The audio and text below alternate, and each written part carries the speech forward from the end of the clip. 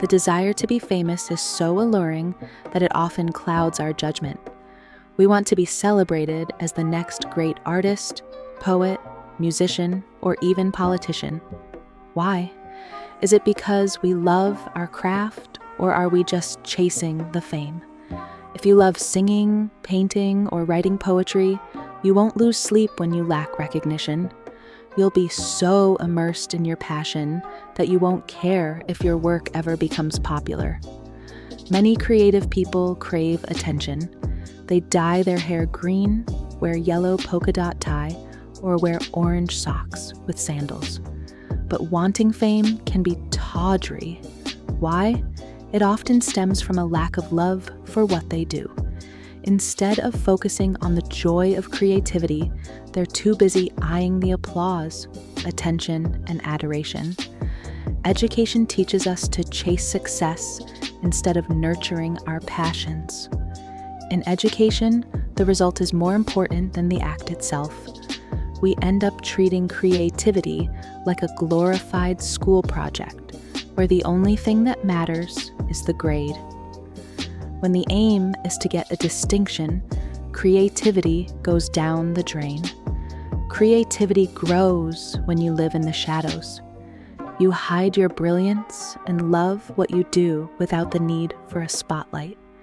Same for kindness, which grows when there is no recognition. You can be an anonymous hero, the creative human thriving in the depths of obscurity, while society recognizes neither your face nor your name. We're all products of society. We can try to break away, but that doesn't mean we're free. It's hard to escape from a buffet without gaining weight. What does escape or breaking away mean? Are we revolutionary or just acting out against societal norms that we enjoy?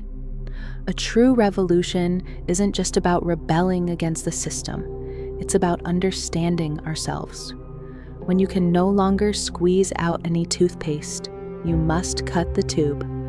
Likewise, when you can no longer squeeze out any creativity, you must cut yourself from the inane norms of society. Creativity appears when you stop thinking about how society defines it. The key to creativity is to avoid the trap of thinking. Your lack of creativity is due to insensitivity, which can come from feelings of greed and envy. Instead of trying to squeeze out more creativity, focus on removing the causes of your insensitivity. Being aware without judgment can be liberating. You'll find the dullness fading away. Of course, every creative person needs to eat. You can't live on creativity alone. Well, unless you're an avant-garde bread artist or a chef who has 3 stars in the Michelin Guide.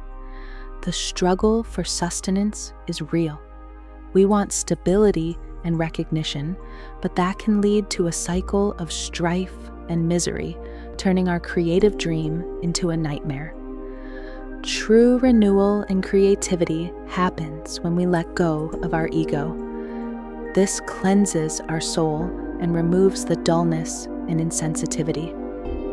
The next time you find yourself yearning for fame, remember that it's much more fulfilling to lose yourself in your craft than to chase after fleeting recognition.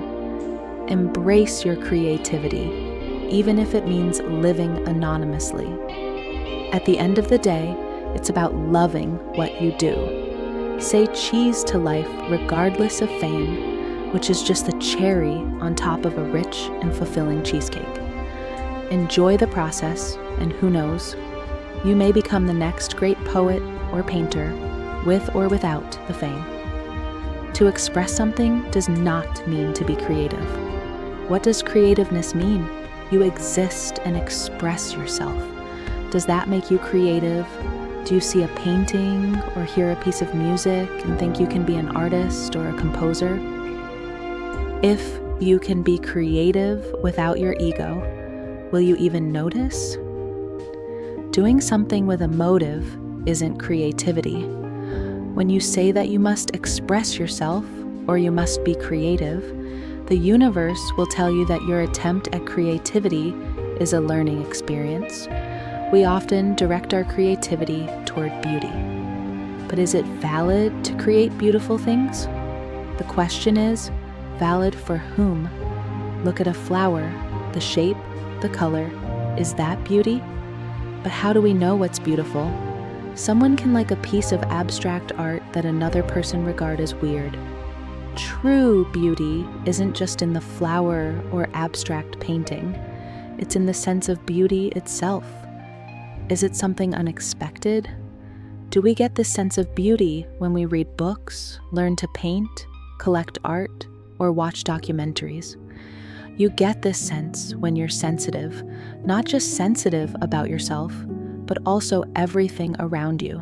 So wherever you go, be it a garden or gallery, whatever you see, be it a flower or painting, observe with sensitivity. You'll create your own version of beauty and enjoy a beautiful creative experience. Seekers of creativity plumb the depths of human existence. They rebel against the forces of decay and mediocrity. We like to think of the human race as a paragon of limitless potential. But if we look around us, the shadow of decay has eclipsed our creativity.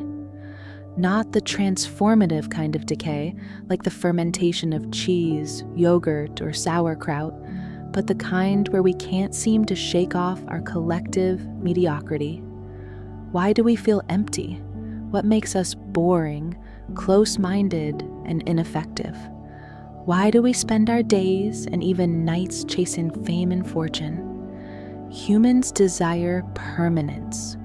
We want to be forever happy, healthy, and wealthy. But this relentless craving for permanence is the reason we're stuck in a quagmire of mediocrity. We often forget that we don't live forever, as our mind clings to past experiences, trying to preserve things that are never meant to last. You want a joyful moment to last forever. This is impossible. And even if it's possible, you'll be unappreciative of the joy. Just as overconsumption of sweet dessert can make you feel sick, you can be tired of the endless happiness and start longing for some misery to spice things up. After all, tragedy and melancholy have inspired some of the best poetry, including Shakespeare's sonnets.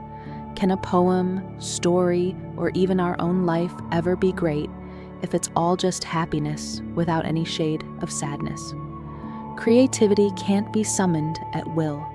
It comes unannounced, often at inconvenient times, like when we're trying to sleep or when we're taking a shower. To discover creativity, our mind must be still and free from mediocrity. Our obsession with psychological security, such as our need to feel safe, loved, and validated, is the root of our problems. We build fortresses of comfort for ourselves, only to discover that these fortresses, even with fancy moats and drawbridges, are in fact prisons. The solution is to embrace the constant changes. Celebrate the chaos of life. Burn your emotional safety net and jump into the void. You won't be hurt because the creative space is infinite and bottomless. Only when we accept that nothing is permanent can we be free to create something meaningful. Truth can't be accumulated. It is found in the fleeting moments when reflection leads to realization and contemplation leads to connection. If we live this way, moment by moment, embracing life's impermanence and letting go of our need for security, we can become creative beings. Not perfect beings, for perfection is exhausting and overrated, but creative and full of vitality. Let us not succumb to mediocrity. Let us question, probe, and poke at life's mysteries with enthusiasm. Let us embrace impermanence, welcome creativity, and stop chasing what was never ours to begin with. Thank you for watching. If you find this video insightful, please subscribe. Thank you.